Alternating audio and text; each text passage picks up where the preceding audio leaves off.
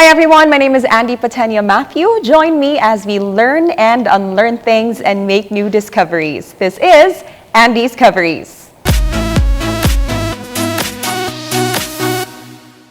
Mga kauban, today's episode is a discovery of the story of the next batch of candidates vying for the title of Mrs. Cebu Philippines 2024 for the Grand Coronation Night that's happening this 28th of November. But before we get to know the candidates this year, let's first learn about the pageant from the organizers themselves. Let's welcome to the show four gorgeous ladies. We are joined by the Regional Director of Mrs. Cebu Philippines, who's also Mrs. Philippines International 2017 and Mrs. International 2017, 𝗁𝗂𝗏 𝘁𝗵𝗲, and she's also joined by her fellow organizer. We have the Vice Chairman of Mrs. Cebu Philippines, Ms. Daisy Rabaya, and of course, our guwapa kaayo nga mga title holders. We have Ms. Zaine Llanos, Mrs. Cebu Philippines 2024, Mrs. Philippines International Global 2024, and Ms. Mary and Jeanette Celeste Marte, Elite Mrs. Cebu Philippines 2023 and Elite Mrs. Philippines. So maayong adlaw kaninyong tanan. Maayong adlaw, Miss Ans. Can you tell us about the things to expect for this year's pageant and unsa may difference sa mga nangagi nga pageant? Compared to the last three batches of candidates, I should say that this batch of candidates is very competitive for this year. Yeah, mostly they are strong contenders for the crown. In fact, we organizers are discussing because we're kind of confused who really can get the crown for the main titles, especially for the main titles. Sa ato pa, Miss G, daghan mog favorites. Yes, exactly. Lisod good ang competition. For this year, I should say, it's kind of difficult. It's up to the judges to decide. Tell us about the two categories for the information of our viewers. Yes, actually, there are three categories. However, for last year, no one belonged to the MS category. So we didn't have an MS category title. So this is according to age. For the MS category, it's the age would be 23 to 39 years old. And then 40 to 45 years old, that is for the misses. Okay. And then elite would be 46 up. So those are the different categories. All the winners of Mrs. Cebu Philippines will be flying to Manila soon. So their pageant would be next year. That would be on May 2025.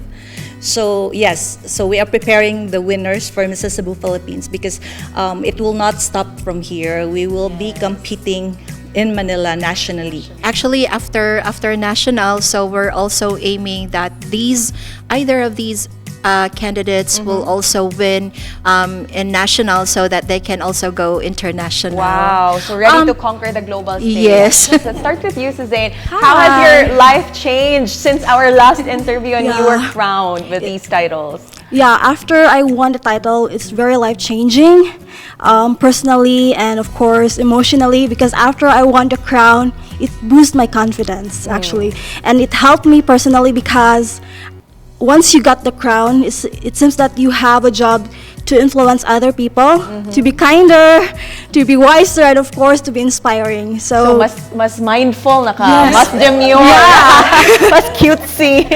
What is your advice to these ladies who will be occupying your seats in a bit?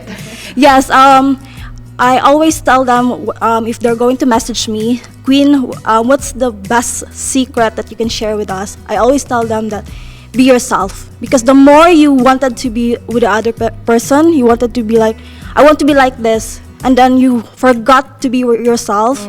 You seem to be like overpower. You hate your competitors, I mean your co-candidates, because you wanted the crown so much that you forgot what's the goal, and you forgot the journey, which is the most important part, the camaraderie.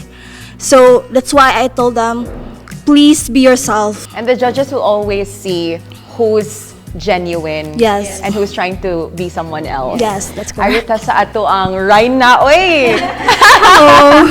Thank you for having us. I'm very well, thank you. How young are you na, madam? I'm still ageless. And see?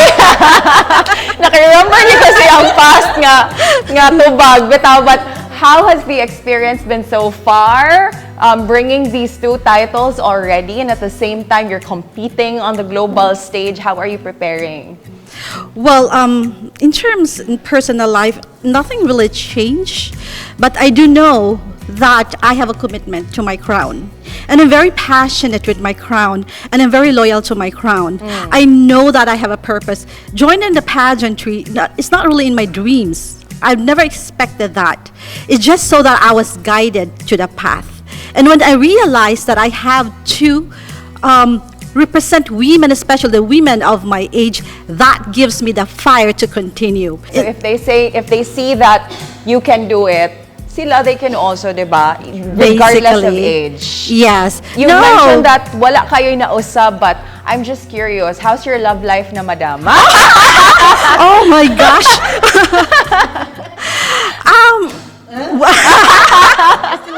Bebe, kamusta ang love life? It's still a mystery. I don't want to be jinxed, but well, I'm kind of in a way kind of picky, because I know myself. When I invest into a relationship, I give 101%. I don't do things mediocre. I'm very passionate in terms of work. Yes, in terms of what I'm doing, even in relationship, friendship. As a mom, it's 101% for me. No mediocrity. So that's basically why I'm kind of like, okay, do you deserve me? Something like that. Because I'm you already know joking. your worth. Yes, and I think we women should know our worth. Yes. And we should know what we deserve. Of course. Yes. Daghan kayong salamat ninyong upat. And I know that our viewers are excited to meet our candidates one by one. So please don't go away. AnDiscoveries will be right back.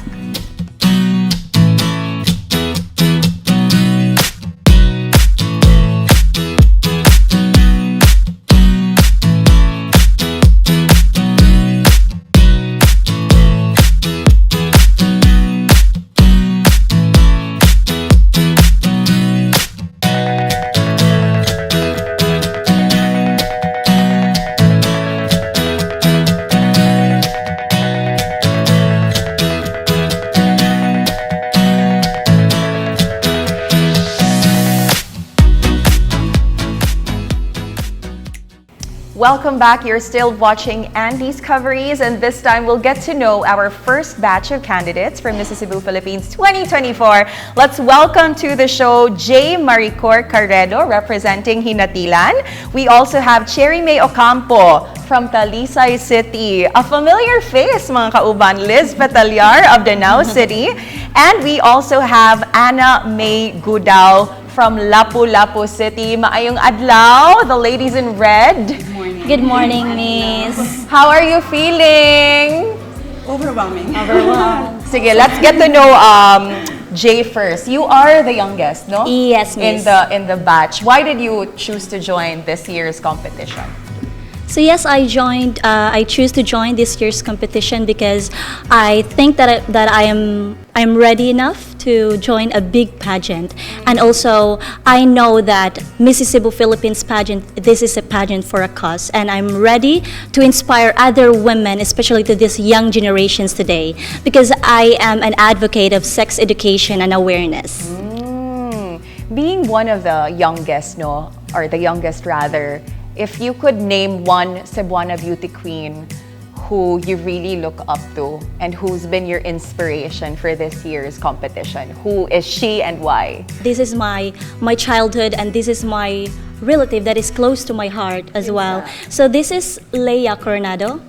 So she joined a lot of beauty pageants before. She never win. Sometimes she wins, sometimes she never win the crown. But for me, I use her as my inspiration because she still believes in herself even if sometimes she did not win the crown. How about you, Cherry? Do you feel any pressure that the title holder is from the city that you're representing? Yes, it's really a lot of pressure on my part. But is this your first pageant? No. Yes, it's my. I used to join pageants, just one pageant when I was still single. Okay. And ever since I gave birth, and this is my first city pageant. So you have 3 kids, Yes, no? I have. Aside from Mrs. Cebu Philippines and being a mom, unsa pa may gikabisihan nimo karon? I'm very busy with my business.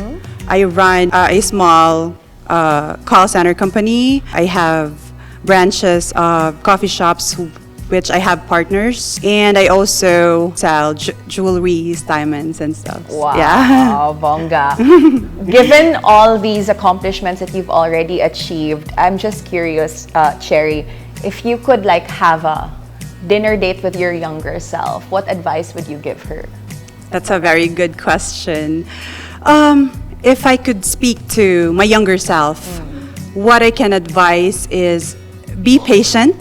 I would say that I encountered a lot of failure because I was, pretty much impatient when I was young. So be patient and learn to wait for what you deserve, because you know that you deserve the best. Of course. Hinay-hinay lang. Mm-hmm.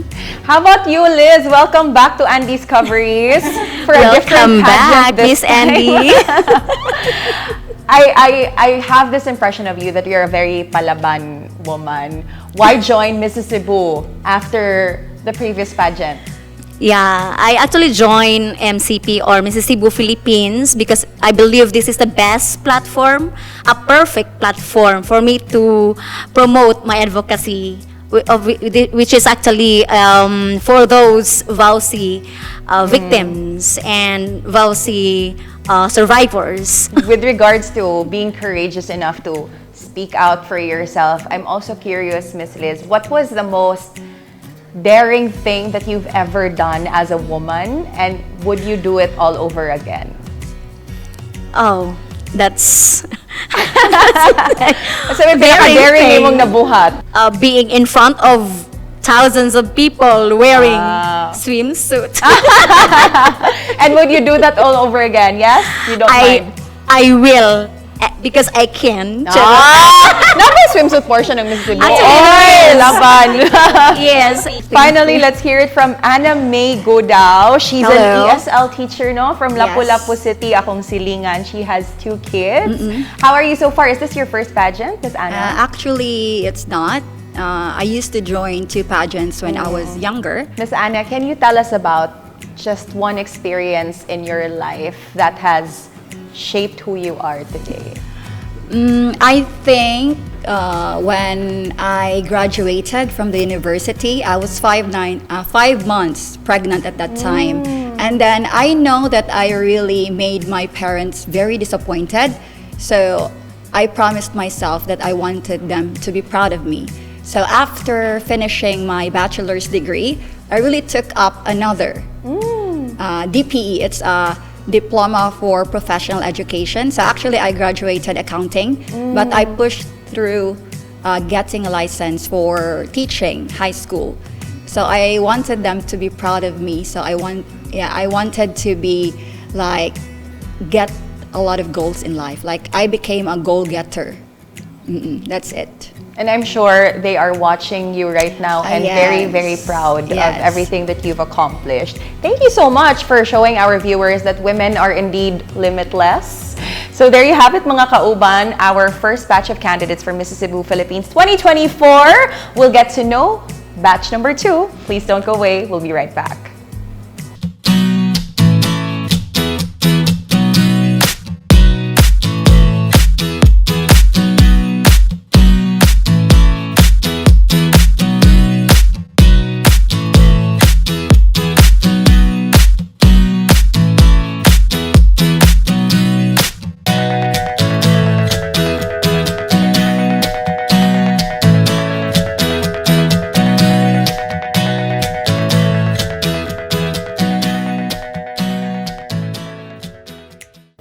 You are still watching AnDiscoveries with our next batch of candidates for Mrs. Cebu Philippines 2024. Let us all welcome Queenie Risa Ila from San Nicolas proper. We have Hannah Grace Albes of Cebu City South, Jean Jamila Botaya of Liloan, and Leonelise Tejero of Consolacion. Hello, everyone. Hi. Are we all ready for the competition this November? Ready or not, here you come. So you're coming from different backgrounds, different ages. Like ganina, nabunutan gihapon ang pinakabata from this batch. We have Queenie, who's 26 years old. Yes. She already has 2 kids. Queenie, can you tell us about that moment when you first found out that you were becoming a mom? Yeah, the moment when I first found out that, I am pregnant, I was actually working that time, and then I came from a very strict family, and then my dad, he didn't even approve me of having a boyfriend, and then I got pregnant. Yeah, I was really crying when I found the 2 lines in my pregnancy test, and then How old were you back then? I was 19. Yeah, I was still young, and then I was expecting na my partner will leave me, but gladly we took the test together, and then he gave me an assurance that he will be there all throughout. What was the greatest lesson that motherhood has taught you? It's really not easy to be being a mother, most especially if the kids if they're sick. I'm more thankful and grateful of my mom is always being there for us. So yeah. We have Hannah from Cebu City South. Hello. If Queenie has 2, you already have 3 kids. Yes. How old are they? So my eldest is 8 years old. She's turning 9 this November, right after the pageant, November 29. So hopefully, Back to back in your celebration. hopefully. And then my youngest is 1 year old. So I just gave birth last August. Really? Yes. Okay. And I'm exclusively breastfeeding Wow. until now. Go, mama. Yes. So yeah. And I also have my 4-year-old. Yeah. And you're also doing virtual assistance, no? Yes. At the same time, while juggling your role in taking care of 3 kids. Exactly. How has that been so far? Well, I've been in the freelancing world for 6 years already. I realized that no matter how, difficult it will be, I'm very grateful that I'm working from home. Yeah. Yeah, because, I can just, leave my responsibility or pause for a minute and then take care of my kids. So that's a luxury for me. True. Yes. Palaban gid kaayo ang ato ang mga candidates, mga working moms, breastfeeding moms at the same time. Yes. Let's get to our 3rd candidate for this batch, Jean Botaya. She's 45 years old, and did you know that she's already a super lola? Dili jud ilhan. Thank you. What's the secret to looking so young despite having already grandchildren? Having a grandchildren is, for me, so blessed. Can you just tell us about a secret hobby that you do that not many people know of, or a talent that you have? Sa may talent ni Jean. Circuit hobby. Swimming. I do swimming and talking to my grandchildren every morning. That But is are you my an athlete before? Athlete ka sa Yes, ano? swimming. Wow, that's nice. Bantogra, you still look so young because Thank of your you. athletic days. Finally, we have our civil engineer, Leonelise Tejero. Unsa mong angga? Neliz. Nelise, kana na lang, kaya masayon i-pronounce. How are you? I'm doing great. And you also have 3 kids, right? Yes, I do have 3 How kids. is it to be a woman who's in the civil engineering profession?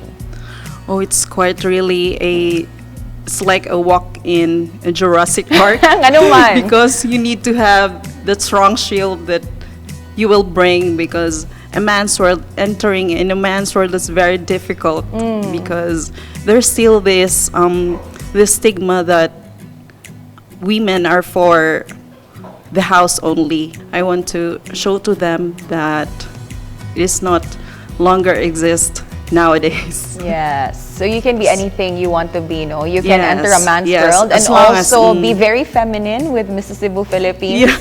First pageant mo? No, it's actually my comeback. Oh. Yeah, because during when I was still single, I I am so fond about joining any contest, singing contest, dance contest, and beauty pageant.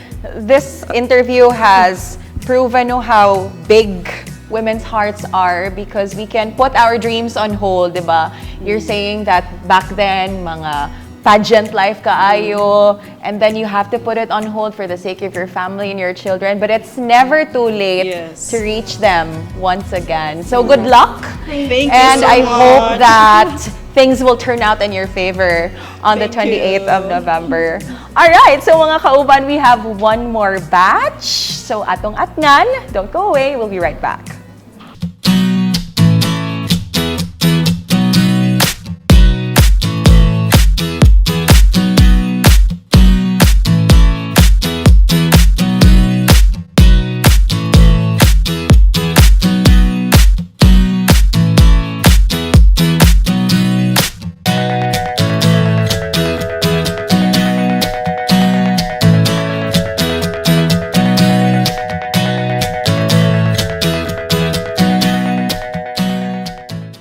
You're still watching AnDiscoveries, and finally we have our third and final batch of lovely candidates vying for the crown of Mrs. Cebu Philippines 2024. We have Sandra Concilio from Pilar, Camotes Island. Layo gid siya gibiyahe. We also have Alva Joyce Cardenas from Dumanhog, Princess Abelia from Minglanilla, Manilyn Kumaling from Argao, and Claire de Guzman from Mandaue City. Hello everyone!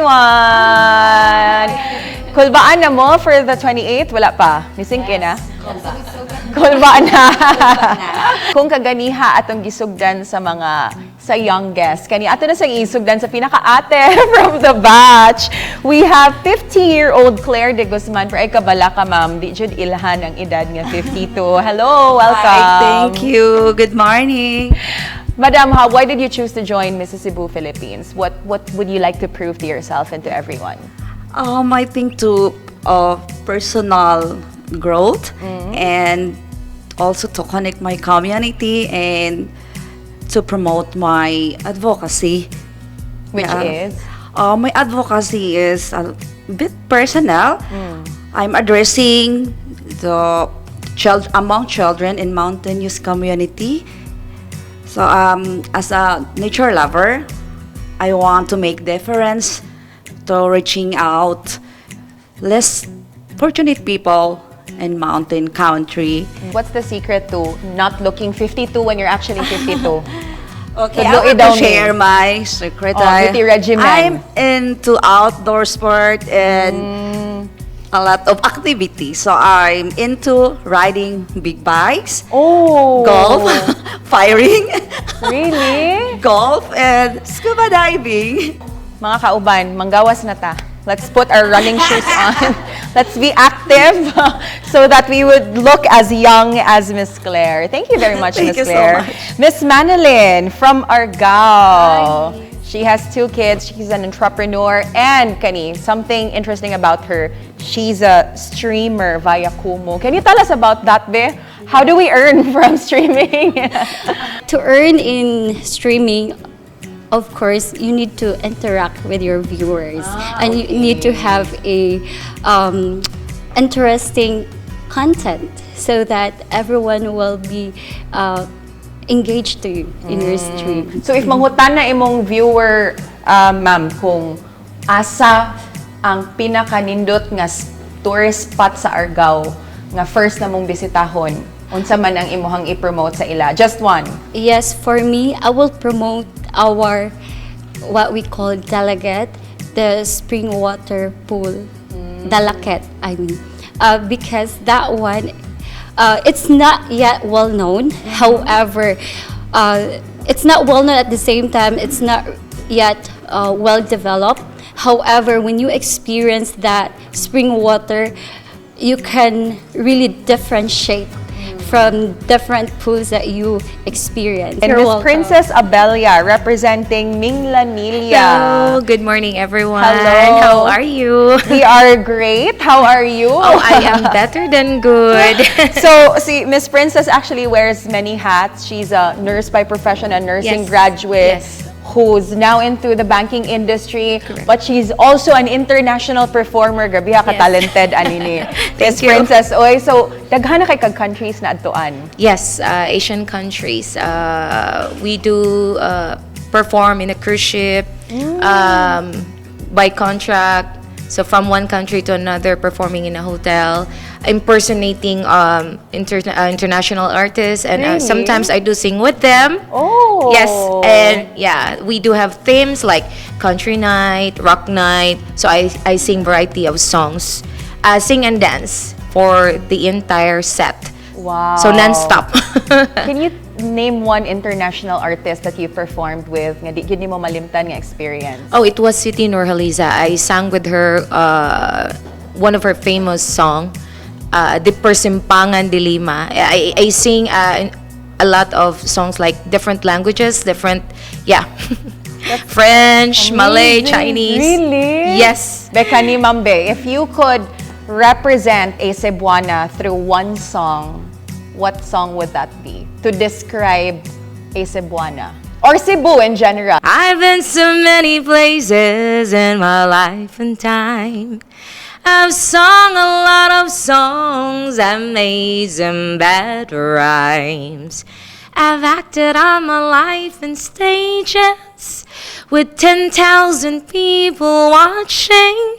We were alone now and I'm singing this song for you, Cebuanos. We have Alva Joyce Cardenas from Dumanhog. Yes. She's also one of our young batch of candidates for this year. So she's 25 years old. She's a teacher. I'm a teacher, yes. Asa ka nag-teach, Miss Alva? I'm actually teaching at Dumanhog. It is a extension campus of the main, which is Cebu Technological University. Now, my question for you as a teacher, if there is one thing that you would like the younger generation to learn outside of academics, what would that lesson be that you'd like to impart to them? I think the lesson that I would like to impart to my students outside of academic, it would be to be always authentic.